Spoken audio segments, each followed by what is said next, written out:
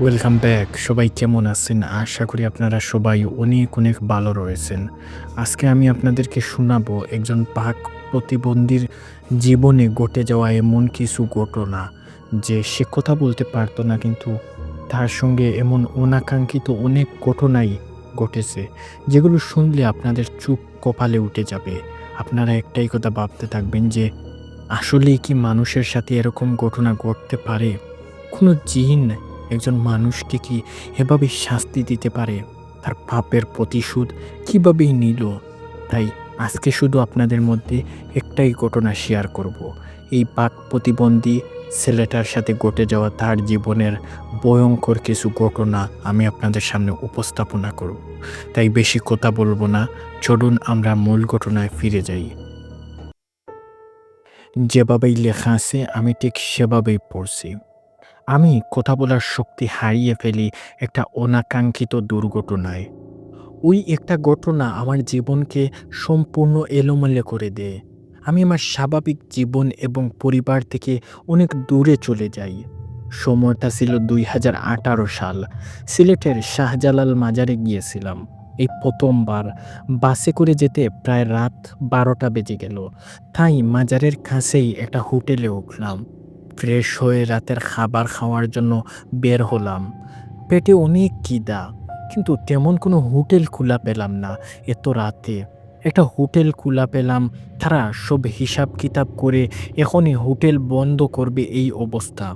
আমি গিয়ে বললাম, "ভাই কিছু খাবার হবে? আমি অনেক দূর থেকে এসেছি। আসতে, আসতে অনেক রাত হয়ে গেছে। আশেপাশে কোনো দোকানও খোলা নেই।" কাউন্টারে বসে থাকা লোকটা বলল, "আমরাও তো হোটেল বন্ধ করে ফেলছি। এখন তেমন কিছুই নেই এবং কোনো খাবারও নেই। তবে আমি বাসায় নিয়ে যাওয়ার জন্য কিছু খাবার রেখে দিয়েছিলাম। আপনি চাইলে সেটা নিতে পারেন। কিন্তু দামটা ডাবল দিতে হবে।" আমি বললাম, "দাম নিয়ে চিন্তা করবেন না। আমি ডাবলই দিব আপনাকে। খাবারটা প্যাক করে দেন তাড়াতাড়ি।" লোকটা উঠে গিয়ে ভিতরে কিছুক্ষণ পর এসে একটা পার্সেল ধরিয়ে দিল আমার হাতে। আমি দাম টুকিয়ে পার্সেলটা নিয়ে আবারও হোটেলে চলে আসলাম। আমার রুমটা ৪ তলায়। লিফট না থাকায় সিঁড়ি বেয়ে উঠছি। মোবাইল চাপতে, চাপতে হঠাৎ মনে হলো আমার পিছনে কেউ আসছে আমার সাথে। তাড়াতাড়ি পিছনে তাকিয়ে দেখলাম কেউ নেই।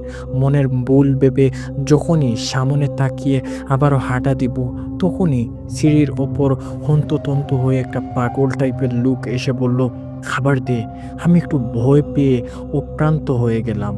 নিজেকে সামলে খেয়াল করলাম লোকটার চুল বড় বড় জট বাঁধা। মনে হলো প্রায় ২০ বছর ধরে গোসল করে না। চেহারায় লুকার মতন জাঙ্কা ধরে আছে। হাত পায়ের নখগুলো বড় বড় হয়ে বেঁকে গেছে। আর জামা কাপড়ের অবস্থা নাই বললাম। আমাকে এভাবে থাকতে থাকতে দেখে পাগলটা মাথা চুলকাতে চুলকাতে বলল, "খাবার দে।" আমি বললাম, "আমি অনেক কষ্টে খাবার জোগাড় করেছি। আপনাকে দিলে আমি খাবো কি?" পাগলটা শুধু একটা কথাই রিপিট করছে বারবার, "খাবার দে।" আমি তাকে পাশ কাটিয়ে যেতে পারছি না। সে সিঁড়িতে এমনভাবে দাঁড়িয়ে আছে, আশেপাশে তাকিয়ে কাউকে দেখতেও পাচ্ছি না। একটু রেগে তার দিকে খাবারের পার্সেলটা এগিয়ে দিলাম। সে সাথে সাথেই সেটা নিয়ে সেখানে বসেই খাওয়া শুরু করলো। আমি কিছু না বলেই বিরক্তি নিয়ে কোনোরকম তাকে পাশ কাটিয়ে আবারও সিঁড়ি দিয়ে উঠতে লাগলাম। সে ২ টা কাশি দিল পিছন থেকে। আমি আবার তাকালাম তার দিকে। এবার সে তার ময়লা দাঁতগুলো বের করে অদ্ভুত একটা হাসি দিল। তারপর একটা আঙ্গুল মুখে দিয়ে মুখ চেপে ধরল। আমি এবার ভয় পেয়ে তাড়াতাড়ি সিঁড়ি বেয়ে উঠতে লাগলাম। কি মনে করে যেন আবারও পিছনে তাকালাম। এবার দেখলাম সেখানে কেউ নেই। আরে পাগলটা গেল কোথায়? এত অল্প সময়ে সে এখান থেকে যেতে পারে না। তাহলে কি সে অন্য কিছু ছিল? ভাবতেই গলা শুকিয়ে গেল। তাড়াতাড়ি করে রুমে এসে টক করে বোতলের পানি খেয়ে নিলাম। বয়ে আমার খিদে চলে গেছে। সিলেটে আসতে না আসতেই কেমন বিপদে পড়লাম। এসব ভাবতে ভাবতে কখন যে ঘুমিয়ে গেছি বলতে পারবো না। আমার নাম গালিব আবরাব। আমার বাড়ি ফরিদপুর জেলার মধুখালী থানায়। অনার্স ফাইনাল ইয়ারে পরীক্ষা শেষ করে ২ বন্ধু সজীব এবং ইউসুফের সাথে সিলেট ঘুরতে আসার প্ল্যান করেছিলাম। কিন্তু স্বাভাবিকভাবেই এই হারামিগুলা হঠাৎ করে প্ল্যান ক্যান্সেল করে দেয়। সজীবকে তার গার্লফ্রেন্ড অনুমতি দেয়নি, আর ইউসুফের নাকি ডায়রিয়া হইছে। আর আমি এমন একটা ছেলে যে অনেক জিদ্দি, যেটা বলবো সেটা করেই ছাড়বো। বলেছিলাম সিলেট আসবো, তাই একা হলেও আমি আসবো। আর এই জন্যই একাই চলে এসেছি। আমার শখগুলো আমি কারো জন্য বেচতে যেতে চাই না কখনো, এবং কারো জন্য অপেক্ষা করি না। হঠাৎ ঘুমের মাঝে মনে হলো আমার মাথায় কেউ হাত বুলিয়ে দিচ্ছে। আমি তাড়াতাড়ি করে উঠে বসলাম। মোবাইলের দিকে তাকিয়ে দেখি রাত ৩:৫৬ বাজে। আমি চোখ ডলতে ডলতে আবার শুয়ে পড়লাম। শুয়ে পড়তে যাব, ঠিক তখনই মোবাইলে টুং করে একটা মেসেজ আসার শব্দ হলো। আমি একটু অবাক হলাম, কারণ আমার মোবাইলে সবসময় সাইলেন্ট করে রাখি। মেসেজ বা কল আসলে শব্দ হওয়ার কথা না। আমি মোবাইলটা হাতে নিয়ে দেখলাম অচেনা একটা নাম্বার থেকে মেসেজ এসেছে। মোবাইল তো সাইলেন্ট করা, তাহলে শব্দ হলো কিভাবে? ভাবতে ভাবতেই মেসেজটা ওপেন করে দেখলাম সেখানে একটা শব্দ লেখা, সাইলেন্ট। আমি একটু ঘাবড়ে গিয়ে ফোনটা বন্ধ করে দিলাম। কি হচ্ছে এগুলা? চোখে মুখে পানি দেওয়ার জন্য তাড়াতাড়ি উঠে ওয়াশরুমে চলে গেলাম। ভালো করে চোখে পানি দিলাম। তারপর আয়নার দিকে তাকিয়ে দেখলাম আমার কপালে একটা কালো দাগ। সেটাতে অনেক ঘষে দাগ উঠেছে।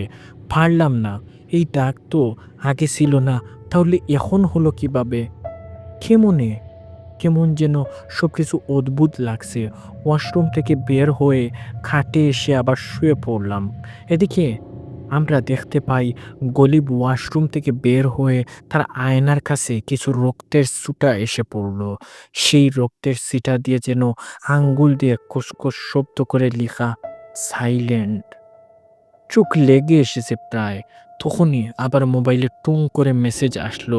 এবার আমি আরো বেশি ভয় পেয়ে গেলাম। একটু আগেই আমি তো মোবাইল বন্ধ করে দিয়েছিলাম, তাহলে মেসেজ আসলো কিভাবে? আমি কাঁপা কাঁপা গলায় মোবাইলটা হাতে নিয়ে দেখলাম মোবাইলে একটা ভিডিও চলছে। সেখানে একটা লাল রঙের প্রজাপতি উড়ছে। এটা কিভাবে হতে পারে? মোবাইলটা হাতে নিয়ে তড়িঘড়ি করে ভিডিওটা বন্ধ করে কেটে দিলাম। দেখলাম একটা মেসেজ শো করতে আছে উপরে। আরে, এ তো সজীবের মেসেজ। আমি মেসেজটা ওপেন করেই দেখলাম সজীব লিখছে, আমি আগামীকাল সিলেট আসছি দোস্ত, গার্লফ্রেন্ড অনুমতি দিয়েছে। তুই যেই হোটেলে উঠেছিস সেটার নাম আমাকে টেক্সট করে দিস, আমি আগামীকাল আসব। আমি কোনো রিপ্লাই করলাম না। আমার মাথায় অন্য চিন্তা, মোবাইলটা খুলবো কিভাবে? আর ওই প্রজাপতির ভিডিওটা বা আসলো কোথা থেকে? আমার মোবাইলে এইরকম ভিডিও কখনোই আসছিল না। মোবাইল সাইলেন্ট থাকার পরও মেসেজের শব্দ হয় কিভাবে? কিছুই মাথায় ঢুকছে না। এবার মোবাইলটা সাইলেন্ট করে কেটে জেনারেল মোডে দিয়ে আবারও ঘুমিয়ে পড়লাম। এক ঘুমে সকাল হয়ে গেল। জানালার পর্দা ভেদ করে সূর্যের আলো এসে আমার চোখে পড়ছে। ঘুম থেকে উঠে ফ্রেশ হয়ে বেরিয়ে পড়লাম রুম থেকে। রাতের ঘটনাগুলো প্রায় ভুলেই গেলাম। হোটেলে গিয়ে নাস্তা সেরে নিলাম। হোটেলে আমার পিছনে টেবিলে থেকে একটা মেয়ের কণ্ঠ ভেসে আসলো। সে হয়তো কারো সাথে ফোনে কথা বলছে। ওই বাড়িতে আমি আর কখনো ফিরে যাব না। আমাকে আমার মতো ছেড়ে দাও তোমরা। কখনো তোমাদের সামনে মেয়ের পরিচয় নিয়ে দাঁড়াবো না। এই বলেই মেয়েটা ফোন কেটে ফুঁপিয়ে কান্না করতে লাগলো। আমি পিছনে তাকিয়ে দেখলাম সাম্য বর্ণের একটা মেয়ে গোলাপি রঙের থ্রি পিস পরে বসে আছে।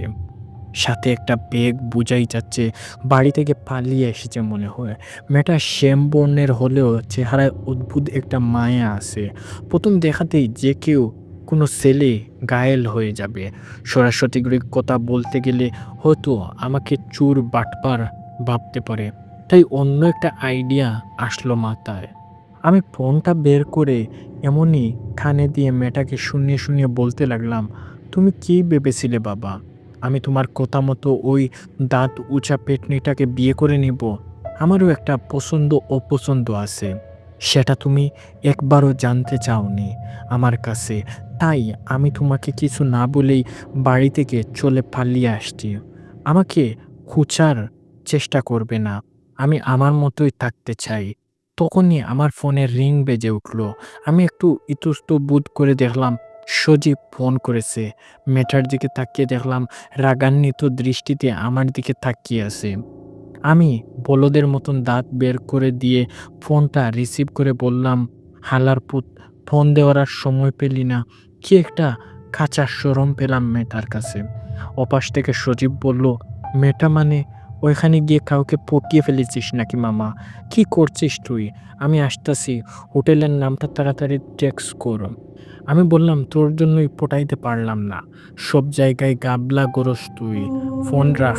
এই বলেই ফোন রেখে হোটেলের নাম ওকে টেক্সট করে দিলাম। পিছনে তাকিয়ে দেখি মেয়েটা নেই। আরে এখানেই তো ছিল, কোথায় গেল? আশেপাশে তাকিয়ে খুঁজে দেখলাম কোথাও নেই। দূর হারিয়ে ফেললাম নাকি? তাড়াতাড়ি হোটেল থেকে বের হয়ে রাস্তার এপাশ ওপাশ খুঁজতে লাগলাম, কিন্তু মেয়েটাকে আর কোথাও খুঁজে পেলাম না। মনটাই খারাপ হয়ে গেল। আস্তে আস্তে হেঁটে শাহজালাল মাজারে প্রবেশ করলাম। কবুতর গুরুর জন্য দানা নিয়ে এসেছিলাম আসার সময়। সেগুলো কবিতরকে খাইয়ে পুকুরের দিকে চলে গেলাম। বড় বড় মাগুর মাছ দেখে ভালোই লাগছিল। চারপাশ আরো অনেক মানুষ, সবাই যে যার মতন ঘোরাফেরা করছে। হঠাৎ খেয়াল করলাম পুকুরের পানিতে আমার প্রতিচ্ছবির পাশে আরেকটা অচেনা মুখ দেখা যাচ্ছে। সে একদম আমার পাশেই দাঁড়িয়ে আছে, কিন্তু পাশে তাকিয়ে কাউকে দেখতে পেলাম না। আবার পুকুরের পানির দিকে তাকাতেই শুধু আমার প্রতিচ্ছবিই দেখতে পেলাম। মনের ভুল ভেবে সেখান থেকে হাঁটতে হাঁটতে শাহজালাল রহমতুল্লাহ আলাইহির কবরে দেখার জন্য উপরে গেলাম। কবরের কাছে গিয়েই দেখলাম অনেক মানুষ সেখানে আসা যাওয়া করছে। সেখানে মহিলাদের যাওয়া নিষেধ ছিল। আমি গিয়ে দাঁড়াতেই কবরের অন্য পাশ থেকে একটা লোক আমার দিকে অদ্ভুতভাবে তাকিয়ে একটা হাসি দিল। এক আঙ্গুল দিয়ে মুখ চেপে ধরল, মানে সে আমাকে চুপ করতে বলল। কিন্তু আমি তো কোনোভাবেই কথা বলছি না, তাহলে চুপ হব কেন? তখনই মনে পড়ল রাতের সেই পাগলের কথা। সেও ঠিক এভাবেই মুখ আঙ্গুলে মুখ দিয়ে বলেছিল সাইলেন্ট। আমি একটু ভয় পেলাম এবং তাড়াতাড়ি করে সেখান থেকে চলে আসলাম। নিচে আসতেই হঠাৎ আমার চোখ গেল আবার সেই মেয়েটার উপর। দূরও একই জায়গায় বসে আছি নাকি? আমার মন তো খুশিতে নেড়ে উঠল। এবার আর তাকে হারানো যাবে না। তার দিকে এগিয়ে যেতে লাগলাম। তখনই হঠাৎ কোথাও থেকে যেন সেই রাতের পাগলটা আমার সামনে লাফিয়ে আবারও পড়ল। হঠাৎ পাগলটা আমার সামনে আসতেই আমি চমকে গিয়ে নিচে পড়ে গেলাম। হাতে প্রচণ্ড ব্যথা পেলাম। উঠে হাতে ডলতে ডলতে বললাম, "এই মিয়া, আপনি আবার আসছেন? কাল রাতে আপনার সাথে দেখা হওয়ার পর থেকেই আমার সাথে অদ্ভুত অদ্ভুত ঘটনা ঘটছে। আপনি কি চান আমার কাছে?" পাগলটা তার জোট বাঁধা দাড়িতে চুলকাতে চুলকাতে বলল, "১০০টা টাকা দেন, গামছা কিনবো।" আমি একটু বিরক্ত হয়ে বললাম, "আমি আপনাকে কি জিজ্ঞেস করছি? আপনি আসলে কে? আমার কাছে কি উদ্দেশ্যে এসেছেন?" কিন্তু পাগলটা সেই একই কথা বলে যাচ্ছে, "১০০টা টাকা দে, গামছা কিনবো।" আমি রেগে মানিব্যাগ থেকে বের করে হাতে ২০০ টাকা দিয়ে বললাম, "১০০ টাকায় বালা গামছা পাবেন না। এটা দিয়ে বালা একটা গামছা কিনে নিয়েন, আর আমার সামনে আর আসবেন না।" পাগলটা হেসে দিয়ে ১০০ টাকা ফেরত দিয়ে বলল, "আমার ১০০ টাকাই লাগবে। দরকারের বেশি টাকা রেখে লাভ নাই। মনিব তো ঘুষ নেয় না।" আমি তার কথায় কান না দিয়ে মেয়েটার দিকে তাকাতেই দেখি সেখানে নেই। আরে, ওকে আবার হারিয়ে ফেললাম। মেয়েটাকে কোথাও চলে গেল। পাগলটার উপর ভীষণ রাগ হচ্ছিল। আমি ওকে কিছু বলতে যাব, তার আগেই সে আমার দিকে মুষ্টিবদ্ধ করে হাত এগিয়ে দিয়ে বলল, "এটা রাখ তোর কাছে।" আমি বললাম, "এটা কি?" সে কিছু বলল না। হাসি মুখে মুষ্টিবদ্ধ হাতটা এগিয়ে দিয়ে তাকিয়ে আছে। আমি হাত বাড়ালেই তার মিষ্টি থেকে একটা সুন্দর আংটি আমার হাতে দিল। আংটির উপরে অংশটায় আরবিতে ছোটো ছোটো করে কিছু একটা লেখা। আমি বললাম, "এটা কিসের আংটি?" পাগলটা বলল, "এখান থেকে সোজা ফরিদপুর চলে যাবি। সেখানে তোর বাড়ি। পথে কোনো জায়গায় থাকবি না, সোজা চলে যাবি।" আমি বললাম, আরে কি আশ্চর্য! আমি চলে যাব কেন? আমি তো মাত্রই গতকাল আসলাম। কয়েকদিন থেকে ঘোরাফেরা করব। তারপর যাব। আপনার আন্টি আপনার কাছেই রাখেন। আমাকে আর বিরক্ত কইরেন না। পাগলটা আবার সেই আগের মতো মুখে আঙ্গুল চেপে বলল, সাইলেন্ট। যা বলছি তা কর। না হলে তোর উপর খুব বড় বিপদ আছে। আমি আন্টির দিকে তাকিয়ে বললাম, এটাই তো অনেক পুরানো আন্টি। এটা দিয়ে আমার কোনো কাজ নেই। আপনি রাখেন। এই বলে সামনে তাকাতেই দেখি পাগলটা নেই। একটু সময়ের মধ্যে কোথায় গেল? আশেপাশে তাকিয়ে কোথাও দেখতে পেলাম না। কি হচ্ছে এগুলা? মানুষগুলো চোখের পলকে কোথায় গায়েব হয়ে যাচ্ছে? মেয়েটাও হঠাৎ হঠাৎ করে চোখে পড়ছে, আবার গায়েব হয়ে যাচ্ছে। আমার সাথে কি হচ্ছে? আমি কি আসলে কিছুই মনে করতে পারছি না এবং কিছুই বুঝতে পারছি না।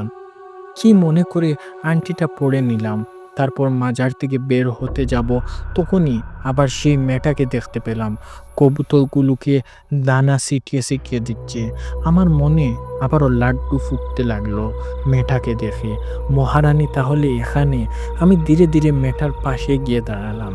কিভাবে কথা শুরু করব ভাবছিলাম। আমি বললাম, ইস, কবুতরগুলো অনেক ভাগ্যবান। এত সুন্দর হাতে খাবার খাচ্ছে। আফসোস, আমি কেন কবুতর হলাম না। মেয়েটা আমার দিকে কেমন যেন তাকালো। আমি বুকে হাত দিয়ে বললাম, এই সে মাত, দেখো পাগলি পিয়ার হো জায়গা। মেয়েটা কিছু না বলেই সেখান থেকে চলে যেতে লাগলো। আমিও তার পিছু নিলাম। এবার আর হারানো যাবে না। আমি পিছন থেকে জিজ্ঞেস করতে লাগলাম, হাই, আমি গলিব, আপনার নাম কি? মেয়েটার কথা না বলেই হেঁটেই চলছে। আমি বললাম, আজকে সকালে দাঁত ব্রাশ করেননি, কথা বলেন না কেন? এবার মেয়েটা থেমে আমার দিকে রাগান্বিত দৃষ্টিতে তাকিয়ে হাতের ইশারায় বলল, সমস্যা কি আপনার? আমি বললাম, আরে আপনি মুখে কিছু বলছেন না কেন? সত্যি কি তাহলে দাঁত মাজেননি? সমস্যা নেই, আমি আপনার মুখের ঘ্রাণ সহ্য করে নিব। আপনি কথা বলতে পারেন। শোনেন, আমি আগে আপনার মতন দাঁত ব্রাশ করতাম না। মানুষ আমার সাথে কথা বলতে আসলে আমি মুখ খুলতেই কথা বলতাম না। না হয় আমার দাঁতের গন্ধ মানুষ বুঝে ফেলবে। এরপর একদিন আমার আব্বু আম্মু দইরা আমাকে জোরে একটা হারপিট দিয়ে দাঁত ব্রাশ করে দিছে। এরপর থেকেই আমার আর মুখে কোনো গন্ধ নেই। মেয়েটা এবার কোমরে হাত দিয়ে দাঁড়িয়ে কিছুক্ষণ আমার দিকে বিরক্তি নিয়ে তাকিয়ে রইল। আমি একটু থেতলিয়ে বললাম, না মানে হারপিক ছিল না, ওটা হুইল পাউডার ছিল। এবার মেয়েটা ইশারায় যেটা বলল সেটার জন্য আমি প্রস্তুত ছিলাম না কোথাও। মেয়েটা বলল, আমি কথা বলতে পারি না। আমি বললাম, মজা কইরেন না, আমি আপনাকে কথা বলতে শুনছি হুপেলে। আপনি এখন বলছেন কথা বলতে পারেন না। আপনি কাউকে বলছিলেন আর কখনো বাড়ি ফিরতে চান না। মেয়েটা এবার ইশারায় কিছু একটা বলল, কিন্তু আমি সেটা বুঝতে পারলাম না। আমি সব কথা কাটিয়ে বললাম, আচ্ছা সেসব বাদ দেন, আপনার নাম কি সেটা বলেন।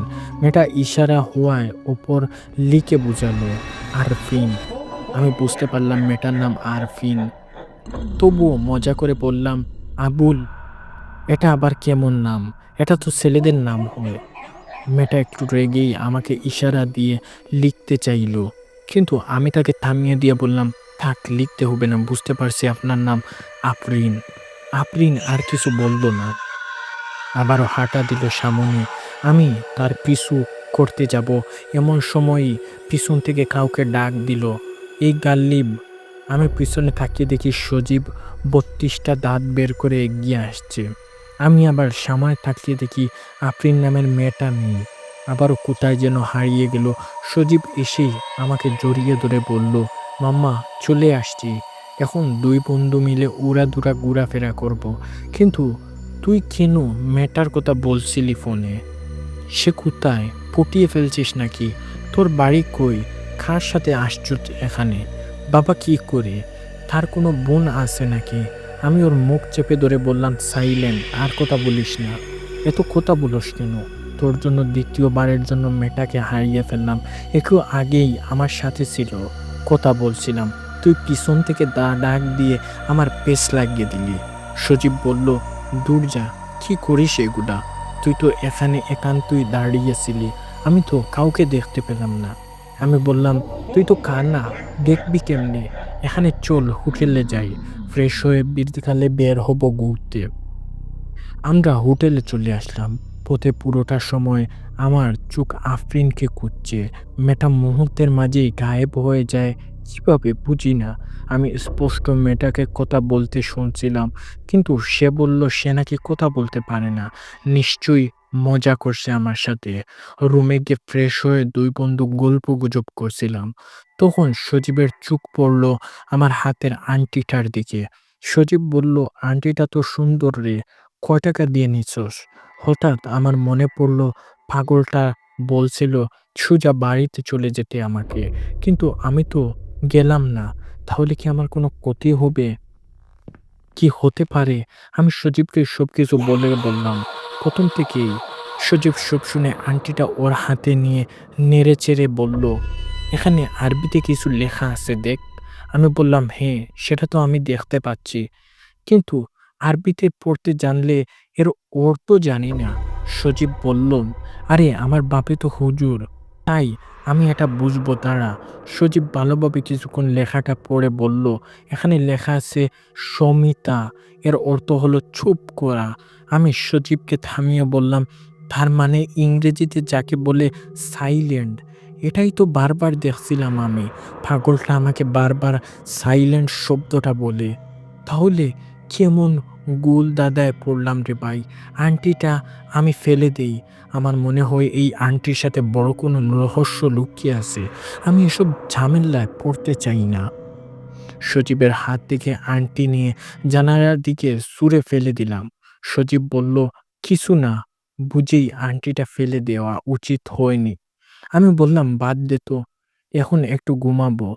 রাতে এসব ঝামেলা ভালো করে ঘুমাতে পারিনি।" সজীব বলল, "তাহলে তুই ঘুমা। আমি একটু দরগা থেকে ঘুরে আসি।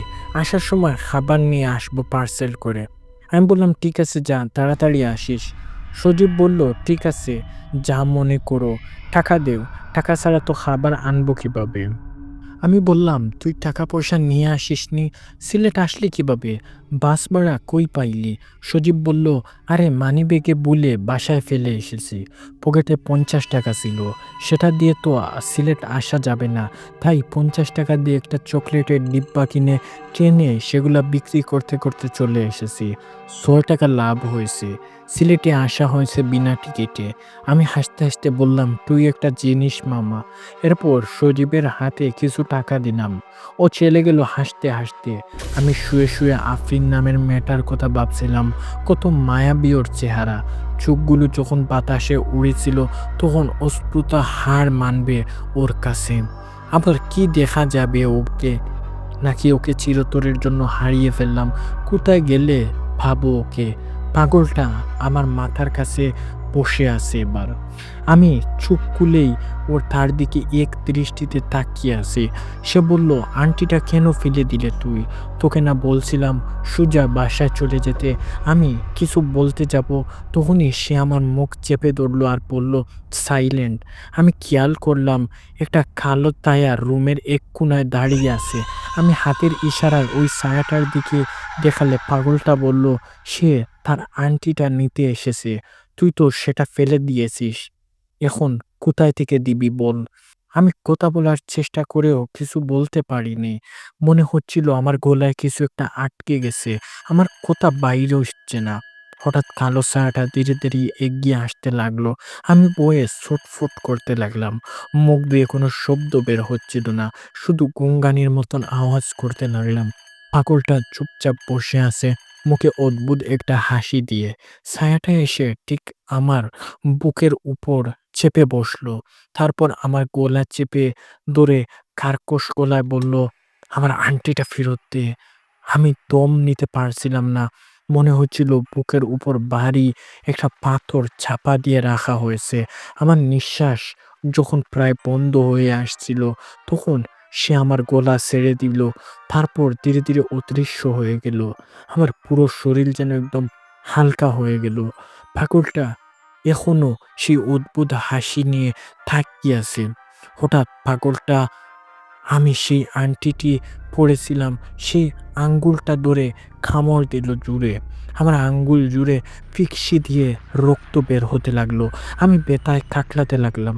পাগলটা হাসতে হাসতে বলে উঠল, সেই জানালা দিয়ে লাফিয়ে পড়ল যেটা দিয়ে আমি আংটিটা ফেলেছিলাম। আমি আঙ্গুল চেপে ধরে ব্যথায় জুড়ে একটা চিৎকার দিলাম। দৌড় ফুরিয়ে ঘুম থেকে উঠে গেলাম। মনে হচ্ছিল নিজের চিৎকারের আওয়াজ নিজেই দিয়ে উঠেছি।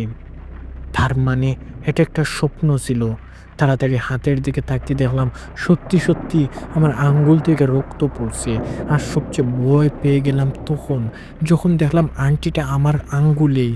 এটা কিভাবে সম্ভব? আংটিটা না আমি ফেলেই দিয়েছিলাম। আমার স্বপ্ন কিভাবে বাস্তব হতে পারে? আমার মাথা খারাপ হয়ে যাচ্ছিল। কেন হচ্ছিল এগুলো আমার সাথে? এই পাগলটা কি চায় আমার সাথে? আংটিটা খুলে টেবিলের উপর রেখেই চলে গেলাম ওয়াশরুমে। শাওয়ার ছেড়ে ফ্লোরে বসে পড়লাম। মাথায় পানি পড়ছে। আমি ভাবছি, একে কি করে হচ্ছে? কি করব আমি? তবে এটা স্পষ্ট বুঝতে পারছিলাম, আমি চাইলেও একটা জিনিসগুলো আমার পিছন ছাড়বে না। আমি এখান থেকে পালিয়ে গেলেও আমি ওখানেই আবার ফিরে আসব। তবে একটা চেষ্টা করে দেখা যেতে পারে। সজীব আসলে ওকে সাথে নিয়ে তাড়াতাড়ি সিলেট চলে যাব। দেখি এগুলা থেকে কি মুক্তি পাওয়া যায়, নাকি এগুলা শুধু এখানেই সীমাবদ্ধ, আমার লাইফের সাথে জড়িয়ে গিয়েছে। গোসল করে বের হয়ে জামা কাপড় প্যাক করে বসে আছি সজীবের আসার অপেক্ষায়। হঠাৎ দরজায় টোকা পড়ল। আমি তাড়াতাড়ি চলে গিয়ে দরজায় খুলে বললাম, এখানে আর এক মুহূর্তও না, এখনই চলে যাব, তুমি তাড়াতাড়ি আসো। তখনই দেখলাম সজীবের সাথে দরজায় দাঁড়িয়ে আসা সেই আফরিন নামের মেয়েটা। আমি তো হাঁ করে তাকিয়ে রইলাম। সজীব ওকে কোথায় পেল?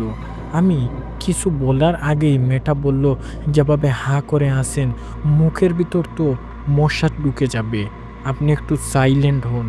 আমি হাঁ বন্ধ করে বললাম, আপনি এখানে কিভাবে? আর আপনি না কথা বলতে পারেন না, তাহলে এখন থেকে কথা বলছেন। তাহলে কি আপনি আমার সাথে মজা করছিলেন? সজীব বলল, তুই এই মেয়েটাকে চিনোস নাকি?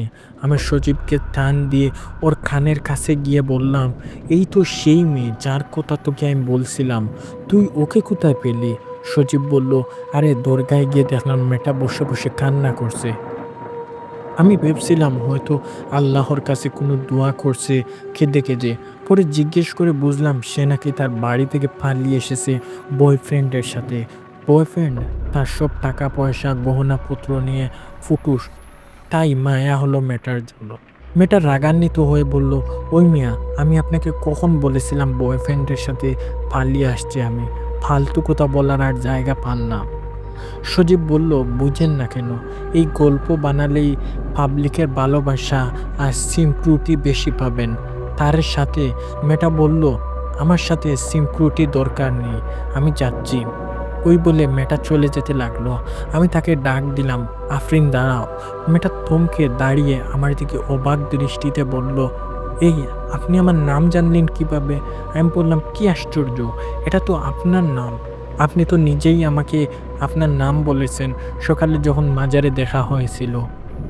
আরও বলছিলেন যে আপনি নাকি কথা বলতে পারেন না, ইশারায় সবসময় লজিংকে কথা বলেন এবং মানুষকে সেগুলো বুঝান। মেয়েটা আরও অবাক হয়ে বলল, আমি আপনার সাথে কখন দেখা করলাম আর কখন আপনার সাথে কথা বললাম? আর আমার নাম আফরিন না, আমার নাম আতিয়া। আফরিন আমার বোনের নাম। আর আফরিন যদি সত্যি সত্যি বোবা ছিল, কথা বলতে পারতো না। আমি অবাক হয়ে গেলাম মেয়েটার কথা শুনে। সব কিছু মাথার উপর দিয়ে যাচ্ছিল। মেয়েটা রুমে নিয়ে আসলাম। মেয়েটা বলল তার খুব খিদে পেয়েছে। সজীব আসার সময় খাবার পার্সেল নিয়ে এসেছিল, সেটাই তিনজন মেয়ে মিলে খেয়ে নিলাম। দেখে তুই মেয়েটাকে জিজ্ঞেস করলাম, আচ্ছা আপনি যদি আতিয়া হন তাহলে আপনার বোন আফরিন কোথায়? মেয়েটা বলল, আফরিন কয়েক মাস আগে নিখোঁজ হয়ে গেছে। অনেক খুঁজেও আমার বোনকে পাওয়া যায়নি। কয়েকদিন আগে আমার মোবাইলে টুং করে একটা মেসেজ আসলো, যদিও সব সময় আমার মোবাইল সাইলেন্ট মোডে থাকে। মেসেজটা ওপেন করে দেখি অচেনা একটা নাম্বার থেকে কেউ লিখছে, silent guard trading garden. Please help, please help her. মেসেজটা দেখে আমি তড়িঘড়ি করে সেই অচেনা নাম্বারে কল করলাম, কিন্তু সেটা বন্ধ ছিল। আমি ঠিক বুঝতে পারছিলাম সাইলেন্ট গার্ল বলতে আমার বোনকেই বোঝানো হয়েছে। একটি গার্ডেন শুধুমাত্র সিলেটেই আছে। বাবা মাকে এই বিষয়টা জানালে তারা তেমন কোনো গুরুত্ব দেয়নি। তারা ভেবেছে কেউ হয়তো মজা করে এমন মেসেজ পাঠিয়েছে। কিন্তু আমার মন মানছিল না। আমার মনে হচ্ছিল আফরিন হয়তো সিলেটেই আছে আর বিপদে আছে। তাই বাড়ির কাউকে না জানিয়ে আমি সিলেট চলে আসছি বোনের খোঁজে। মেয়েটার কথা শুনে আমি আমার ফোন বের করে সেই সাইলেন্ট লেখার মেসেজটা দেখতে পড়লাম। আমার মোবাইলেও এমন মেসেজ এসেছিল গতকাল রাতে। আপনার মতো আমার ফোনও সাইলেন্ট মোড ছিল, তবুও মেসেজের শব্দ হয়ে এসেছিল। এমনকি ফোন বন্ধ করে রাখার পরও কল এসেছে। দেখেন তো এই নাম্বার থেকেই আপনার ফোনে মেসেজ গিয়েছিল কিনা। মেয়েটা ফোন নাম্বার দেখে বলল, হে এটাই সেই নাম্বার। কিন্তু আমি এখানে বুঝতে পারছিলাম না আপনি কিভাবে আফরিনের নাম জানলেন। আপনার কথা অনুযায়ী আমার সাথে মাজারে কথা হয়েছিল। আমি আপনাকে বলছিলাম আমার নাম আফরিন, তাহলে আমার কিছু মনে নেই কেন? সজীব বলল, আমি একটা কথা বলি, বিশ্বাস করলে করবেন না করলে নেই। আমার মনে হয় আফরিন মারা গেছে আর আফরিনের আত্মা এই আত্মীয়ার শরীরে প্রবেশ করেছে। তাই সেই কথাও আফরিন হয়ে থাকে, তাই কখনো আত্মীয়া হয়ে থাকে। আত্মীয়া বলল, চুপ করেন, কী সব আবুল তাবুল কথা বলছেন আপনি? আফরিন মারা গেছে মানে কি? এসব কথা যদি আবারও বলেন তাহলে আপনার নকশা বদলে দিব আমি। আমি বললাম, একদম ঠিক, আবুল তাবুল কথা বললে আমি তোমার নকশা বদলে দিব। এটা কি নাটক সিনেমা, নাকি একজনের আত্মা আরেকজনের শরীরে প্রবেশ করবে? সজীব বিড়বিড় করে বলল, এমনভাবে রিয়েক্ট করছো তোরা মনে হয় আমি তোদের কাছে 40 আর দাওয়াত চাইছি। যা, কথা আর বলবো না। আতিয়া খাওয়া শেষ করে চলে গেল ওয়াশরুমে। আমি সজীবকে ফিসফিস করে বললাম, তুই ঠিকই কইছিস, আমার মনে হয় এই মেয়েটার মাঝে আফরিনের আত্মা প্রবেশ করেছে। সজীব আমার দিকে রাগান্বিত দৃষ্টিতে তাকিয়ে বলল, আমি বললাম, আরে ওর সাথে তাল না মিতালে ওকে পটাবো কেমনে? বুঝোস না কেন? প্রায় অনেক কান হয়ে গেল আতিয়া ওয়াশরুম থেকে ফিরে আসছে না। আমি সজীবকে বললাম, কি রে, খাবার কোন হোটেল থেকে আনছিস? খাবার ঠিক আছে নাকি? মেয়েটার পেট খারাপ হয়ে গেল মনে হয়। সজীব কিছু বলতে যাবে, তখনই ওয়াশরুম থেকে আতিয়ার চিৎকার ভেসে আসলো। আমরা তাড়াতাড়ি ডাক দিলাম, এই কি হয়েছে আপনার? দরজা খুলেন। কিন্তু ওপাশ থেকে আর কোনো শব্দ আসছে না। সজীব বলল, মেয়েটা মনে হয় জ্ঞান হারিয়ে ফেলছে, দরজা ভাঙতে হবে তাড়াতাড়ি। আমি বললাম, এটা কি তোর বাপের বাড়ি যে ভাঙচুর করবি? দরজা ভাঙলে জরিমানা দিতে হবে। তারপর আবার ডাক দিলাম, আতিয়া দরজা খুলেন। কি হয়েছে আপনার? সজীব হালকা করে দরজার ধাক্কা দিয়ে দেখলো সেটা খোলাই আছে, তবুও ধীরে ধীরে উঁকি মারলো। যেহেতু সে একজন মেয়ে, ভিতরে কি অবস্থায় আছে জানি না। দরজা যখন পুরো করলাম তখনই আমরা দুজনেই অবাক হয়ে গেলাম। ভিতরে আত্মীয়া ছিল না। সজীব তাড়াতাড়ি ভিতরে ঢুকে খুঁজতে লাগলো গোপন কোনো দরজা আছে নাকি এখানে। মেয়েটা কোথায় গেল? যদি সে ওয়াশরুম থেকে বের হয়ে মেইন দরজা দিয়ে বেরিয়ে যেত তাহলে অবশ্যই আমাদেরকে ক্রস করে তারপর যেতে হতো, কিন্তু সে যায়নি। তার মানে সে ওয়াশরুম থেকে বের হয়নি। তাহলে সে কোথায় গেল? সজীব বলল, আমি বলছিলাম ওর মাঝে একটা আত্মা আছে, নিশ্চয়ই আত্মা তাকে টেনে নিয়ে গেছে। আমি সজীবের কথায় কোনো জবাব দিলাম না। হঠাৎ চোখ পড়ল পানির বেসিনে, হালকা কিছু চুলের গোড়া দেখা যাচ্ছে। আমার চোখ পড়তেই চুলগুলো ভিতরে চলে গেল। মনে হলো কেউ যেন টান নিয়ে সেগুলো নিয়ে গেল। মনের ভুল ভেবে ওয়াশরুম থেকে বের হয়ে সজীবকে বললাম, আর থাকা যাবে না এখানে, চল আমরা এখনই চলে যাব। সজীব বলল, কই যাবি? মাত্রই তো আসলাম সিলেটে। আমি বললাম, বেঁচে থাকলে জীবনে আরও অনেকবার আসবো। এখান থেকে কেমন যেন অদ্ভুত মনে হচ্ছিল, তাড়াতাড়ি চল। সজীব আর কোনো কথা বানান না। আমরা দুজনই হোটেল চেক আউট করে একটা সিএনজি নিয়ে চলে গেলাম রেল স্টেশনে। হঠাৎ মনে পড়লো সেই আংটিটা হোটেলের টেবিলের উপরেই রেখে এসেছিলাম। ভালোই হয়েছে। ওই আন্টিটা আবার পাগলটা সবকিছুর মূল। এখান থেকেই চলে গেলেই সব ঠিক হয়ে যাবে। টিকিট কেটে ট্রেনে উঠে বসলাম। কিছুক্ষণ পর ট্রেন চলতে শুরু করলো। হঠাৎ আমার মাথায় একটা জিনিস আসলো। গতকাল থেকেই আমার ফোনে সজীবের কল ছাড়া আর কোনো কল বা মেসেজ আসেনি। কেউ ফোন না দিলেও সেটা মা অবশ্যই ফোন দিয়ে খোঁজ নিত একবার হলেও। ফোনটা বের করেই দেখলাম সব ঠিক আছে তো। তাহলে আরও কল আসছে না কেন? এটা সজীবকে জানালি ও বলল, "এত চিন্তা করিস না তো। ফোন আসেনি তাতে কি হয়েছে? এখন তো বাড়ি যাচ্ছিলাম। গেলেই সবার সাথে দেখা হবে।" আমিও তেমন গুরুত্ব না দিয়ে ট্রেনের জানালার দিকে বাইরে তাকিয়ে রইলাম। হঠাৎ আমার চোখ পড়ল আটিয়া নামের মেয়েটা হাত নাড়িয়ে সজীবকে ডাক দিয়ে দেখাতে নিলেই মেয়েটা কোথায় যেন গায়েব হয়ে গেল। মনের মূল ভেবে আবারও বসে রইলাম। কখন যে চোখ লেগে গিয়েছিল টের পাইনি। আমি চা বাগানে অন্য হয়ে দৌড়াচ্ছি আর কি যেন খুঁজছি। হঠাৎ পিছন থেকে কেউ আমার নাম ধরে ডাক দিল, "গলিব, কি করছো তুমি?" আমি পিছনে তাকিয়ে দেখলাম পাগলটা দাঁড়িয়ে আছে, আর তার পিছনে দাঁড়িয়ে আছে আতিয়া। আমি কিছু বলতে যাব তখনই পাগলটা বলল, "আসো, আমার সাথে আসো।" এই বলে সে হাঁটা দিল। তার পিছনে আটিয়া হাঁটতে লাগলো। আমি মুগ্ধর মতন তাকে পিছন পিছন যেতে লাগলাম। চা বাগানের আঁকাবাঁকা রাস্তা ধরে হাঁটছি তাদের সাথে। কিছুক্ষণ পর তারা একটা জায়গায় গিয়ে থামলো। পাগলটা আমাকে উদ্দেশ্য করে বলল, "এই জায়গাটা ঘুরে দেখো, এখানে কি আছে?" আমি দেখলাম সেই জায়গাটার মাটি খুব নরম মনে হচ্ছে। এখানে কিছু পুঁতে রাখা আছে। আমি তার কথা মতো ওই জায়গাটা মাটিগুলো হাত দিয়ে সরিয়ে দেখতে পেলাম একটা মানুষের মাথার খুলি আর কিছু হাড়গোড়। সবচেয়ে বেশি ভয় পেলাম তখন যখন দেখলাম হাড়গোড়ের মাঝে হাতের আঙ্গুলের সেই আংটিটা। মানে এই কঙ্কালটা যার, এই আংটিটাও তার। আমি যখন পিছনে তাকিয়ে জিজ্ঞেস করতে যাব কঙ্কালটা কার, তখন দেখি সেখান থেকে নেই কেউ। না আছে পাগলটা, না আছে আতিয়া নামের সেই মেয়েটা। হঠাৎ কঙ্কালটা একটা হাত আমার গলা চেপে ধরলো। আমি ভয়ে কোনোভাবেই ধার থেকে নিজেকে ছাড়িয়ে সেখান থেকে উঠে দৌড় দিলাম।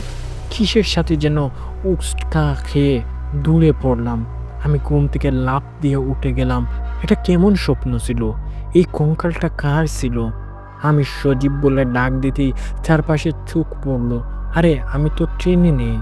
আমি আবার সেই হোটেলে চলে আসছি। এটা কিভাবে সম্ভব?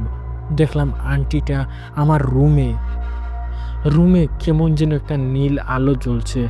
আমি যে তো ট্রেনে ছিলাম, তাহলে হোটেলে আসলাম কিভাবে? সজীব কোথায়?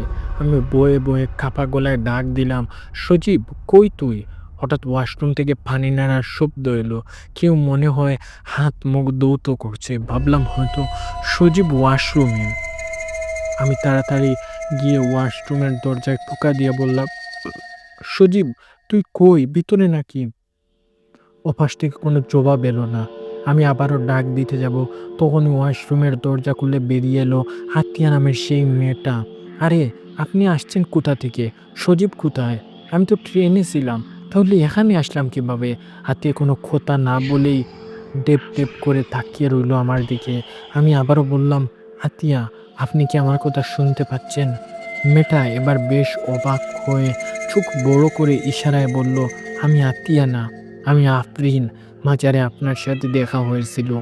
আমি এবার আমার কনফিউজড হয়ে গেলাম যে একই মেয়েটা ২ রকম কথা বলছে। আমাকে কি পাগল বানিয়ে ছাড়বে নাকি? আমি রেগে বললাম, "কি শুরু করছেন আপনি? একবার বলেন আপনার নাম আতিয়া, আরেকবার বলেন আপনার নাম আফরিন। একবার কথা বলছেন, আরেকবার বোবার অভিনয় করতেন। কি সমস্যা কি? বলেন।" মেয়েটা হাতের ইশারায় ওয়াশরুমের ভিতর কিছু একটা দেখালো আমাকে।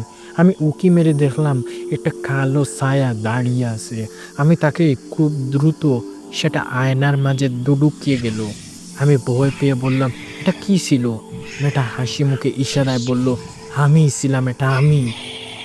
আমি কিছু বুঝে ওঠার আগেই মেয়েটা আমার গলা চেপে ভয়ঙ্কর এক রূপ ধারণ করে বলল, "তুই কি ভেবেছিস? এখান থেকে চলে গেলেই তুই মুক্তি পাবি? হঠাৎ আমার ঘুম ভেঙে গেল। আমি দৌড় ফুরিয়ে উঠে দেখলাম আমি তো ট্রেনেই বসে আছি। ট্রেন চলছে, পাশে সজীব ঘুমাচ্ছে। তার মানে স্বপ্নর মাঝে আমার ঘুম ভেঙেছিল। সেখানে আমি নিজেই সেই হোটেল রুমে দেখতে পাই। কিন্তু যখনই আমার চোখ নিজের হাতের দিকে পড়ল, তখনই আমার সব ভুল ভেঙে গেল। আংটিটা আমার আঙ্গুলে আংটিটা দেখে চমকে গেলাম আমি। এটা তো হোটেলেই রেখে আসছিলাম। তাহলে কি সত্যি, সত্যি আমার আবার হোটেলেই গিয়েছিলাম? কিন্তু এটা কি স্বপ্ন ছিল নাকি সত্যি হচ্ছে? কি হচ্ছে এগুলা আমার সাথে? আমি তো কিছুই বুঝতে পারছি না। সজীবের দিকে তাকিয়ে দেখলাম ও ঘুমাচ্ছে হেলান দিয়ে। ওর মুখটা কেমন যেন ফ্যাকাশ হয়ে গেছে। আমি ওর হাতে টাচ করে ডাক দিলাম, "সজীব উঠ।" আমি ওর হাত এত ঠান্ডা কেন? আমি হাত নাড়িয়ে ওকে ডাক দিলাম, "সজীব কি করছে তোর?" সজীব দৌড় ফড়িয়ে উঠে বলল, "কি হয়েছে? চলে এসছি নাকি?" আমি একটা স্বস্তির নিঃশ্বাস দিয়ে বললাম, "না, এখনো পৌঁছাইনি। একটা ভয়ঙ্কর ব্যাপার ঘটে গেছে।" তারপর আমি ওকে স্বপ্নের কথা বললাম আর হাতের আংটিটাও দেখালাম। সজীব তেমন রিয়েক্ট না করেই হাই তুলে বলল, "হয়তো আসার সময় হাতে পড়ে নিয়েছিস আংটিটা। এগুলো নিয়ে চিন্তা করিস না। বাসায় গেলেই সব ঠিক হয়ে যাবে।" আমি ভাবতে লাগলাম হয়তো সত্যি আসার সময় আংটিটা হাতে পড়ে নিয়েছিল। মাথা থেকে এসব ঝেড়ে ফেলে দিলাম। "তোর গার্লফ্রেন্ড মুস্কানের কি খবর? সিলেট আসার পর তো একবারও ফোন দিল না। অন্য সময় তো শুধু দৌড়ের উপর রাখে তোকে।" সজীব বলল, "আমি ফোন বন্ধ করেই রেখেছি। ফোন দিলেই শুনি অনেক কান্নাকাটি করছে। ওর কান্না শুনলে আমার ভালো লাগে না। দোস্ত, আমার একটা রিকোয়েস্ট রাখবি?" আমি একটু অবাক হয়ে বললাম, "কান্নাকাটি করে কেন? আর কেন? কোন রিকোয়েস্ট বল?" সজীব আমার হাত ধরে বলল, "ট্রেন থেকে নেমে সোজা মুস্কানের বাসায় যাবি। ওকে বলবি কান্নাকাটি না করতে। আমি বললে ও তো শুনবে না। তুই একটু ওকে বুঝিয়ে বলিস।" আমি বললাম, "আচ্ছা, সেটা নয় বলবো। কিন্তু মুস্কান কান্নাকাটি কেন করছে? তুই নিশ্চয়ই ওর সাথে খারাপ ব্যবহার করছিস। তোর হাত এত ঠান্ডা কেন? ফ্রিজ থেকে বেরো হয়ে আসছিস মনে হয়।" সজীব মুচকি হাসি দিয়ে বলল, "স্বপ্নে ইউরোপ গিয়েছিলাম ঘুরতে। বরফের মধ্যে খেলাধুলা করছিলাম। তো তাই ঠান্ডা হয়ে গিয়েছিল হাত পা।" আমি হেসে দিয়ে বললাম, "বাসায় খাট থাকতে তুই বরফের মাঝে খেলতে গিয়েছিস কেন?" সজীব বলল, "দূর হালা, আই হেট ইউর মাইন্ড। আচ্ছা, আমি টয়লেট থেকে বের হয়ে আসছি। বেশিক্ষণ বসে থাকলে আরও ঠান্ডায় জমে যাব।" এই বলে সজীব উঠে চলে গেল। একটু দূরে গিয়ে আমার দিকে তাকিয়ে অদ্ভুত একটা হাসি দিয়ে বলল, "সাইলেন্ট।" আমি বললাম, "তুইও আমার সাথে মজা নিস।" আর কিছু না বলেই চলে গেল। আমি খেয়াল করলাম ট্রেনের বাকি যাত্রীরা আমার দিকে কেমন যেন তাকিয়ে আছে। মনে হচ্ছিল আমি এলিয়েন। আমি তেমন গুরুত্ব না দিয়ে আংটিটা হাত থেকে খুলে আবারও ট্রেনের জানালা দিয়ে ফেলে দিলাম। আর ভাবলাম এই আংটিটাই যত সমস্যার মূল। আংটিটি খুলে ফেলে দিয়ে যাবো, দেখলাম রেল লাইনের অন্য পাশে আরেকটা ট্রেন খুব খারাপ অবস্থায় পড়ে আছে। দেখেই বোঝা যাচ্ছে বড় কোনো অ্যাক্সিডেন্ট হয়েছে। হঠাৎ চোখ গেল আতিয়া নামের মেয়েটা সেখানে দাঁড়িয়ে ইশারায় বলছে আংটিটা না ফেলতে। মেয়েটার মুখ দেখে বোঝা যাচ্ছিল সে আমার কাছে সাহায্য চায় কোনো বিষয়ে। আমি এই তো মেয়েটার হাবভাব কিছু বুঝতে পারছিলাম না। সে আফরিন নাকি আতিয়া কথা বলতে পারছে না নাকি পারছে না। ট্রেন দ্রুত সেই জায়গাটা পার হয়ে গেল। মেয়েটা আর কিছুই দেখলাম না সেখানে। আংটিটা ফেলতে গিয়েও একটা জিনিস চিন্তা করে আংটিটাকে সাথে রেখে নিলাম। আর সজীব এখানেই আসছে না কেন? টয়লেটে গিয়ে ঘুমিয়ে গেল নাকি? এইদিকে ট্রেন কমলাপুর স্টেশনে চলে এসেছে প্রায়। আমি উঠে গেলাম টয়লেটের দিকে। গিয়ে দেখলাম টয়লেট তো ফাঁকা। সজীব কোথায়? আশেপাশে সব জায়গায় খুঁজে কোথাও পেলাম না। শালা কি আবারও চকলেট বিক্রি করতে গেল নাকি? ট্রেন এসে থামলো স্টেশনে। সজীবকে আবারও কোথাও খুঁজে পেলাম না। কোথায় গেল সে? চলতি ট্রেন থেকে কিছুই বুঝতে পারছিলাম না। আমি নেমে গিয়ে সজীবকে খুঁজছিলাম। তখনই আমার ফোন বেজে উঠলো। দেখলাম মা ফোন দিয়েছে। আমি কল রিসিভ করতেই মা বলল, "কী রে, কী রে, তোর ফোন 2 দিন ধরে বন্ধ কেন? ঠিক আসিস তো তুই। আমি অবাক হয়ে বললাম, আমার ফোন বন্ধ মানে? ফোন তো চালুই ছিল। আমি আরও ভাবছিলাম তুমি ফোন দাও না কি জন্য। মা বলল, আল্লাহই জানে কি হয়েছিল। আমি তো খুব চিন্তায় ছিলাম তোকে নিয়ে। সজীবের ফোনটা কেটে গেল। মা সজীবকে নিয়ে কিছু বলতে যাচ্ছিল। আমি কল ব্যাক করলাম কিন্তু মায়ের ফোন আসছিল না। কয়েকবার চেষ্টা করার পরও কল কেটে গেল না। মা সজীবকে নিয়ে কি বলতে চাইছিল? এদিকে সজীব ট্রেন থেকে যেন হাওয়ায় মিলিয়ে গেল। কি হচ্ছে কিছুই বুঝতে পারছিলাম না। হঠাৎ মনে পড়ল সজীব আমাকে মুস্কানের সাথে দেখা করতে বলছিল। আমি আর কিছুই না ভেবে ফরিদপুরের বাসে উঠে বসলাম। বাস চলা শুরু করছে। হাইওয়ে ধরে বাস আপন গতিতে ছুটে চলেছে। খারাপ কিছু হয়েছে সেটা বুঝতেই পারছিলাম। সজীবের এভাবে চলতি ট্রেন থেকে উধাও হয়ে যাওয়া কোনো স্বাভাবিক বিষয় না। বাসে তেমন যাত্রীও নেই। অনেক সিট ফাঁকা পড়ে আছে। আমার পাশে কেউ বসেনি, তাই পা হেলান দিয়ে সরিয়ে শুয়ে পড়লাম। প্রায় সন্ধ্যা গনিয়ে এসেছে। আমার চোখ বন্ধ করতে থাকতে থাকতে কখন যে ঘুমিয়ে পড়ছিলাম টেরই পাইনি। এবার আমি নিজেই সেই পাগলটাকে খুঁজছিলাম। মাজারে গিয়ে এদিক ওদিক ছুটাছুটি করে পাগলটাকে খুঁজে বেড়াচ্ছিলাম। কোথাও তাকে খুঁজে পেলাম না।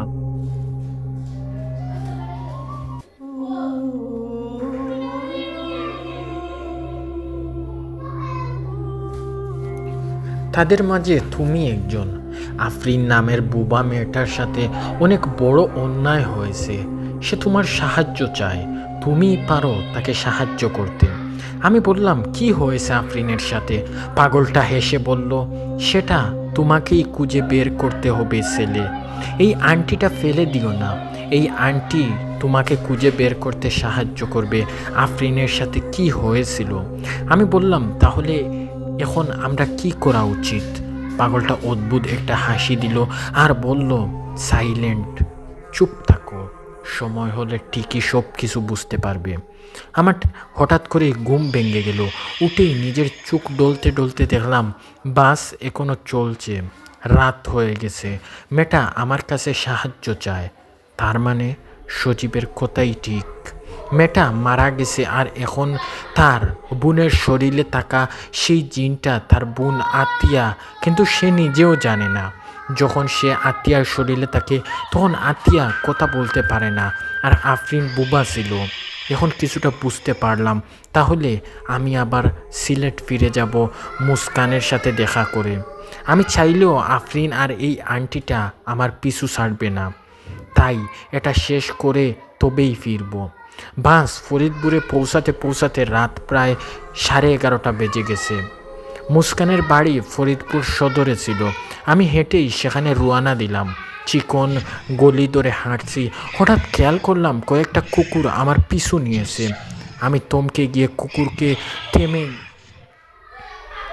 আমি থামলেও কুকুরগুলো থেমে, আবার আমি হাঁটলে ওরাও হাঁটে। একটু অদ্ভুত লাগলো। তেমন গুরুত্ব দিলাম না। হঠাৎ কানে এলো কেউ চুকচুক করে কিছু একটা খাচ্ছে। আমি থমকে গেলাম। পিছনে ফিরে তাকিয়ে দেখি কুকুরগুলো নেই। খাওয়ার শব্দটাও পাশের ডাস্টবিন থেকে আসছে। আমি সেদিকে এগিয়ে গেলাম ধীরে ধীরে। কেমন একটা অদ্ভুত শব্দ করে খাচ্ছে এটা কিছু। এটা কোনো প্রাণীর খাওয়া হবে না, এটা অন্য কিছু হবে সম্ভবত। আমি ডাস্টবিনের সামনে গিয়ে দেখলাম একটা লোক উল্টো করে বসে ডাস্টবিন থেকে কিছু একটা নিয়ে শব্দ করে করে খাচ্ছে। তার মুখটা দেখতে পারছিলাম না। ভাবলাম হয়তো ফকির মিসকিন হবে, পেটের ক্ষুধায় ডাস্টবিন থেকে খাবার তুলে খাচ্ছে। সাহায্য করার উদ্দেশ্যে তাকে ডাক দিলাম, এই যে ভাই, এগুলো কি খাচ্ছেন আপনি? আমার সাথে আসেন, হোটেলে গিয়ে ভালো খাবার খাবেন, কিনে দিই। লোকটা খাওয়া বন্ধ করে ধীরে ধীরে আমার দিকে তাকালো। আমি প্রচণ্ড ভয় পেয়ে পিছনে ফিরে গেলাম। তার সারা মুখে রক্ত লেগে আছে। খেয়াল করলাম সে যা খাচ্ছে সেটা একটা মৃত কুকুর। লোকটা রক্ত মাখা মুখে ভয়ঙ্কর একটা হাসি দিয়ে বলল, তাজা মাংসের স্বাদই অন্যরকম, নে খেয়ে দেখ। এই বলে হাতে এক টুকরা মাংস নিয়ে আমার দিকে এগিয়ে আসতে লাগলো। আমি সেখান থেকে দৌড় দিয়ে গিয়ে পিছনে পড়ে গেলাম। লোকটা ভয়ঙ্করভাবে হাসতে হাসতে আমার দিকে আসছে। আমি ভয়ে চোখ বন্ধ করে ফেললাম। হঠাৎ মনে হলো সব স্বাভাবিক, আশেপাশে কোনো শব্দ পাচ্ছি না। আমি ধীরে ধীরে চোখ মেললে তাকাতেই দেখলাম লোকটার বিবর্ষ চেহারাটা একদম আমার মুখের সামনে। আমি চিৎকার দিয়ে তাকে জুড়ে জুড়ে এখান থেকে ধাক্কা দিয়ে ফেলে দিলাম। কোনো মতে উঠে সেখান থেকে শরীরের পুরো শক্তি দিয়ে এক দৌড়ে অনেক দূরে চলে আসলাম। মুস্কানদের বাড়ির কাছাকাছি এসে দৌড়ানোর মাঝেই পিছনে তাকিয়ে দেখলাম সে আমার পিছু নিয়েছে কিনা। দেখলাম কেউ আসছে না। তখনই সামনে কারোর সাথে ধাক্কা লেগে পড়ে গেলাম। তাকিয়ে দেখলাম সজীব দাঁড়িয়ে আছে। আমি অবাক হয়ে বললাম, কিরে তুই কই ছিলি? ট্রেন থেকে হঠাৎ কোথাও উধাও হয়ে গেলি। সজীব বলল, আমি তো টয়লেট থেকে ফিরে এসে তোকে পেলাম না, ট্রেন থেকে নেমেও তোকে পেলাম না। তুই কোথায় চলে গিয়েছিস? তোকে না পেয়ে আমি একাই চলে আসছি। আমি বললাম, ফাজলামি করার জায়গা পাস না। আচ্ছা শুন, তুই সঠিক ছিলি তো তখন। আফরিন নামের বুয়া মেয়েটা সত্যি মারা গেছে। তাকে সাহায্য করার জন্য আমাকে আবার সিলেট ফিরে যেতে হবে। সজীব খুব শান্তভাবে হলো, এবং সেটা আমি আগে থেকেই জানতাম। আচ্ছা, সে না হয়তো যাওয়া যাবে। এখন গিয়ে মুস্কানের সাথে দেখা কর। ওকে বল কান্নাকাটি না করতে। ওর কান্নার জ্বালায় আমি ওর সামনে যেতে পারছি না। আমি বললাম, তুইও আমার সাথে আয়, দেখি তুই কি করে এমন আকাম করছস যে মেয়েটা এত কান্না করছে। চল। সজীব বলল, আমি ওখানেই আছি, ওর কান্না থামলে আমি চলে আসব। তুই ওকে গিয়ে একটু বুঝিয়ে বল। আমি বললাম, ঠিক আছে তাহলে থাক, আমি আগে গিয়ে দেখি কি হয়েছে। তোর গার্লফ্রেন্ড মানে তো আমার গার্লফ্রেন্ড, তাই আমার একটা দায়িত্ব আছে তো। সজীব বলল, হালার পুত, সর এখান থেকে। আমার তোকে নিয়ে যা বলার তাই বলবো। সজীব বলল, হালার পুত, সর এখান থেকে। আমার তোরে যা বলছি তা কর। আমি হাসতে হাসতে চলে গেলাম মুস্কানদের বাসায়। সজীব এক অদ্ভুত চাহনিতে তাকিয়ে আছে পিছন থেকে। আমি গিয়ে দরজায় কলিং বেল চাপলাম। সজীবকে এখান থেকে স্পষ্ট দেখা যাচ্ছে, এক মানে কোনো নড়াচড়া না করে তাকিয়ে আছে। এত রাতে কাউকে বিরক্ত করার কোনো ইচ্ছাই ছিল না আমার, কিন্তু আমার হাতে সময় নেই। আমি এখান থেকে আবার চলে যাব সিলেটে। এটা শেষ না করা পর্যন্ত আমার শান্তি হবে না। মুস্কানের মা হাই তুলতেই দরজা খুলে দিল। আমাকে দেখাই বলল, গলিব তুমি এত রাতে? আমি বললাম, জি আন্টি, মুস্কান কোথায়? আমি মনটা খারাপ করে বললাম কান্না করতে করতে, আমি এখান থেকে আবার চলে যাব সিলেট। এটা শেষ না পর্যন্ত আমার মনে শান্তি হবে না। মুস্কানের মা হাই তুলতেই দরজাতে নক করতেই সে তাড়াতাড়ি খুলে দিল। আমাকে দেখেই বলল, গলিব তুমি এত রাতে? আমি বললাম, জি আন্টি। মুস্কান কোথায়? আন্টি মনটা খারাপ করে বলল, কান্না করতে করতে একটু আগে ঘুমিয়েছে মেয়েটা। সজীবকে হারিয়ে পাগলের মতো হয়ে গেছে। কয়েকদিন ধরে নাওয়া খাওয়া সব বন্ধ করে দিয়েছে। আমি অবাক হয়ে বললাম, সজীবকে হারিয়েছে মানে? তখনই ভিতরের রুম থেকে মুস্কান বেরিয়ে এলো আর বলল, কে এসেছে আম্মু? আমাকে দেখেই কান্নায় ভেঙে পড়ল মুস্কান আর বলতে লাগলো, সজীব তুমি আমাদের সবাইকে ছেড়ে চলে গিয়েছিল, আর আপনি তার বন্ধু হয়ে এখন আসছেন। তাই এই 2 দিন বন্ধুর একটা খোঁজও নেননি। আমি কিছুই বুঝতে পারলাম না। মুস্কান এসব কি বলছে? সজীব কোথায় যাবে? আমি বললাম, কি বলছো এসব? সজীবের কি হয়েছে? আন্টি বলল, সত্যি কি তুমি কিছু জানো না গলিব? আমি বললাম, কি করে জানবো? কি হয়েছে আমাকে আপনারা সবাই একটু খুলে বলুন। আন্টি বলল, 2 দিন আগে সজীব যে ট্রেন দুর্ঘটনায় মারা গেছে সেটা কি তুমি জানো না? আমি যেন আকাশ থেকে পড়লাম। আমি তেতলতে কোনটাতে বললাম, সজীব মারা গেছে মানে? কি বলছেন এগুলো আন্টি? মুস্কান তোমাদের মাথা খারাপ হয়ে গিয়েছে নাকি? ও তো সজীব ওইখানে দাঁড়িয়ে আছে। এই বলে বাইরে তাকাতেই দেখি সেখানে কেউ নেই। আমি যেন পাথরের মতো হয়ে গেলাম। সজীবের মৃত্যুর কথা শুনে এটা কিভাবে হতে পারে? সজীব একটু আগেও তো আমার সাথে ছিল। মাথায় একটা চক্কর দিল। আমি দরজার সামনে পড়ে গেলাম। আন্টি আর মুস্কান মিলে আমাকে সোফায় নিয়ে বসালো, পানি এনে দিল। পানি খাওয়ার পর কিছুটা শান্ত হয়ে বললাম, কিভাবে কিভাবে কি হলো এটা? মুস্কান বলল, আপনার সাথে সিলেট না যেতে পেরে সজীবের মন অনেক খারাপ ছিল ভাইয়া, তাই আমি ওকে বলছিলাম সিলেট যেতে, যাতে ওর মন ভালো হয়ে যায়। বিশ্বাস করেন ভাইয়া, ও এত খুশি হয়েছিল যে আমি আগে ওকে কখনো এত খুশি দেখিনি। সজীব চলে যাওয়ার পর আমি ওকে বারবার ফোন দিয়ে জিজ্ঞেস করছিলাম পৌঁছাছে কি না।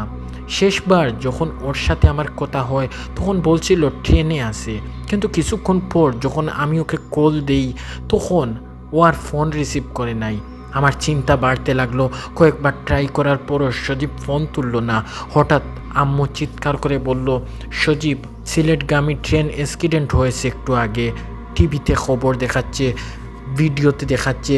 আমি আম্মুর কথা শুনে পাগলের মতো দৌড়ে গেলাম। সত্যি সত্যি ভয়ানক অ্যাক্সিডেন্ট হয়েছে। আমি কান্না করতে করতে বারবার সজীবকে কল দিয়েই যাচ্ছিলাম। সজীব ফোন তুলছে না। অনেকক্ষণ পর ফোন রিসিভ হলো। ওপাশ থেকে অন্য কেউ বলল, এই ফোনের মালিক ঘটনাস্থলেই মারা গিয়েছেন। আপনি যদি তার পরিচিত হন তাহলে দয়া করে এসে লাশ শনাক্ত করে নিয়ে যান। এটা শুনে আমি সেখানেই জ্ঞান হারিয়ে পড়ে যাই। সজীব মারা গেছে, এটা আমি কিভাবে মেনে নিব? ইতিমধ্যে সজীবের বাবা মার খবর পেয়ে গিয়েছেন। আমরা সবাই গিয়ে সজীবের সাদা কাপড়ে মুড়ানো লাশ নিয়ে বাড়ি ফিরলাম। আমার দুনিয়া যেন থেমে গেল ভাইয়া। আমি কেন সিলেট যেতে বললাম ওকে?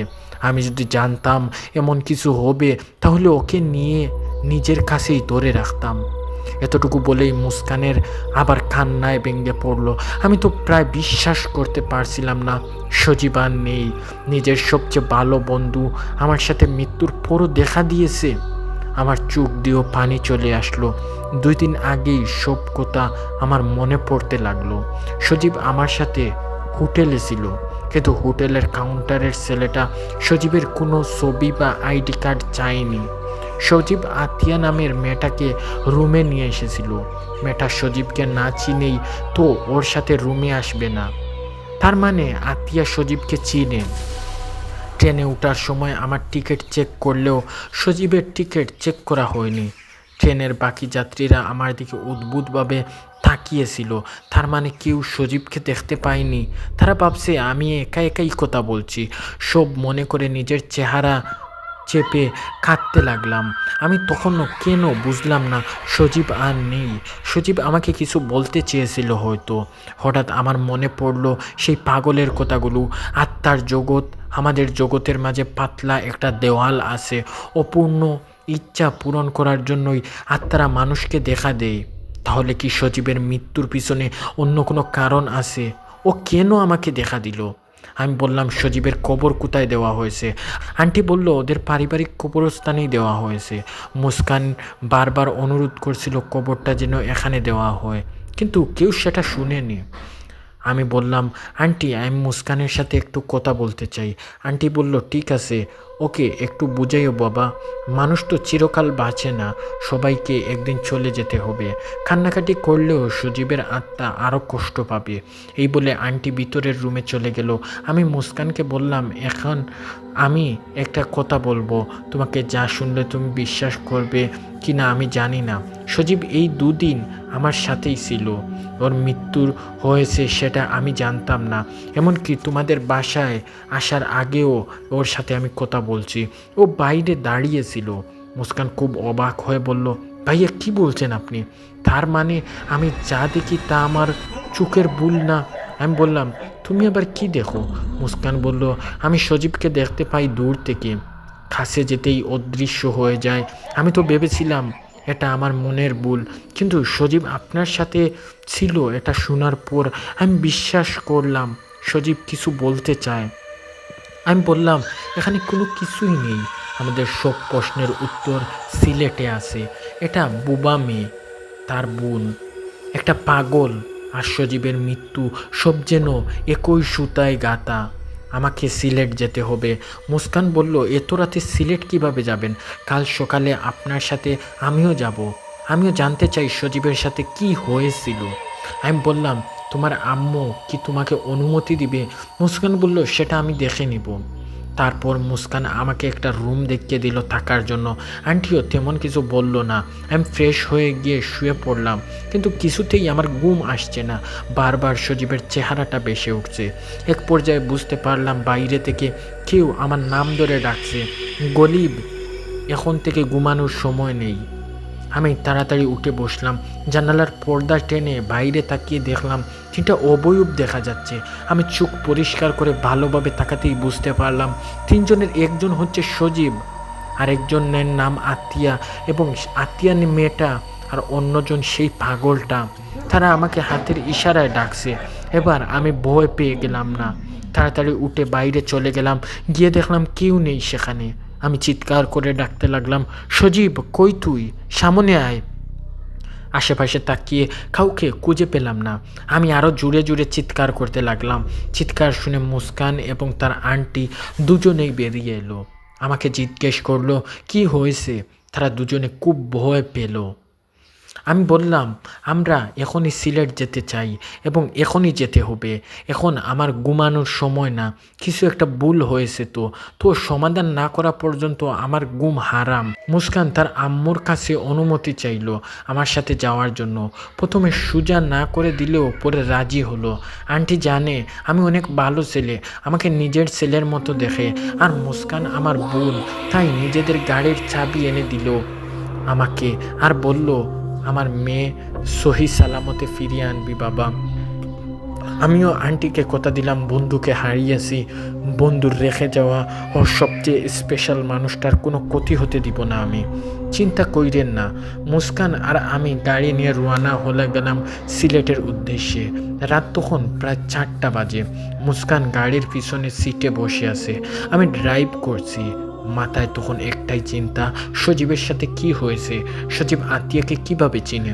হঠাৎ দেখলাম একটু সামনেই একটা লোক গাড়ি থামানোর জন্য ইশারা করছে। আমি গাড়ি না থামিয়ে স্পিড আরও বাড়িয়ে তাকে কাটিয়ে চলে গেলাম। মুস্কান বলল, লোকটা হয়তো কোনো বিপদে পড়েছে ভাইয়া, গাড়ি থামিয়ে তাকে জিজ্ঞেস করা উচিত ছিল। আমি বললাম, একটু পরেই বুঝতে পারবে কেন গাড়ি থামায়নি। গাড়ি দ্রুত গতিতে ছুটে চলেছে। একটু পর আবার সেই একই লোক গাড়ি থামানোর জন্য ইশারা দিচ্ছে। এবার আমি তাকে কাটিয়ে দ্রুত চলে গেলাম। মুস্কান অবাক হয়ে গেল, এটা কিভাবে সম্ভব ভাইয়া? আমি বললাম, এটা সেই লোক যাকে আমি ডাস্টবিনে মৃত কুকুরকে খাওয়াতে দেখেছিলাম। আর সেই লোকটা এখানে কিভাবে এলো? আসলে ও কোনো মানুষ না, তাই তাকেই দেখেই আমি বুঝে গিয়েছিলাম। হঠাৎ মুস্কান চিৎকার করে উঠল, ভাইয়া সামনে। আমি কিছু বুঝে ওঠার আগেই সাদা কাপড় পরা কাউকে রাস্তার মাঝখানে দাঁড়িয়ে থাকতে দেখলাম। গাড়ির গতি বেশি থাকার কারণে ব্রেক করার আগেই তার উপর গাড়ি উঠিয়ে দিলাম। রাস্তার এক সাইডে কোনো রকম গাড়ি থামিয়ে তাড়াতাড়ি নেমে দেখলাম সে রাস্তার মাঝখানে উপুর হয়ে পড়ে আছে। মুস্কান বলল, ভাইয়া আমার ভয় হচ্ছে, সে মারা যায়নি তো আবার? তাহলে আমরা মামলা খেয়ে যাব। আমি মুস্কানকে আবারও অবয়ব এবং সান্ত্বনা দিচ্ছিলাম এবং বলছিলাম যে ওর কিছুই হয়নি, এবং আমি মুস্কানকে অবয়ব দিয়ে এগিয়ে গেলাম। তার মুখটা দেখা যাচ্ছিল না, কিন্তু একটা বুঝতে পারছিলাম যে সে একটা মেয়ে। আমি গিয়ে ধীরে ধীরে তাকে উল্টো করে দিলাম এবং আমি শকড হয়ে গেলাম। আরে এটা তো সেই আতিয়া নামের মেয়েটা। এই মেয়েটা এখানে আসলো কিভাবে? এই মেয়েটা এখানে কিভাবে? মুস্কানকে বললাম, এই মেয়ের নাম তো আতিয়া, আর সজীবের মৃত্যুর সাথে এই মেয়ের কোনো না কোনো কালেকশন আছে। আতিয়ার জ্ঞান ছিল না, তাই তাকে নিয়ে গাড়িতে উঠিয়ে বসিয়ে দিলাম। মুস্কান পানি ছিটিয়ে তার জ্ঞান ফিরানোর চেষ্টা করছে, আর আমি ভাবছি এই মেয়ে এখানে আসলো কিভাবে, কি হচ্ছে কিছুই বুঝতে পারছি না। আমি গাড়িতে উঠে বসতে যাব, তখনই খেয়াল করলাম পাশে বেপরোয়ার মাঝে কিছু নড়াচড়ার শব্দ হলো। আমি সেদিকে এগিয়ে গেলাম। ধীরে ধীরে বুপের এবং জুপের লতাপাতা সরিয়ে দেখার চেষ্টা করলাম এখানে কি আছে। তখনই পিছন থেকে কেউ আমার কাঁধে হাত রেখে বলল, কি করছিস গলিব? আমি চমকে গিয়ে তাকিয়ে দেখি সজীব দাঁড়িয়ে আছে। আমি আবেগে নিজেকে ধরে রাখতে পারলাম না। ও ঠান্ডা বরফের মতো শরীরটাকে জড়িয়ে ধরলাম আর বলতে লাগলাম, তুই আমাকে কেন জানাসনি এই কথা আগে? সজীব বলল, জানালে তুই ভয় পেতি, তখন আর আমাকে এভাবে জড়িয়ে ধরতি না। আমি ওকে ছেড়ে বললাম, কি হয়েছে তোর সাথে? এটা কি শুধুই একটা অ্যাক্সিডেন্ট ছিল, নাকি অন্য কিছু আছে এর পিছনে? আমাকে বল তুই। সজীব বলল, সেটাই তো ভুলে গিয়েছি আমি, যেইটা আফরিন ভুলে গিয়েছে ও কিভাবে মারা গিয়েছিল। তোকে খুঁজে বের করতে হবে গলিব। মৃত্যুর পর দুনিয়াতে থাকা খুব কষ্টের রে। প্রিয় মানুষগুলার আহাজারি কান্না দেখলে নিজেকে আর ধরে রাখতে পারি না। আমাদের মুক্ত কর তুই।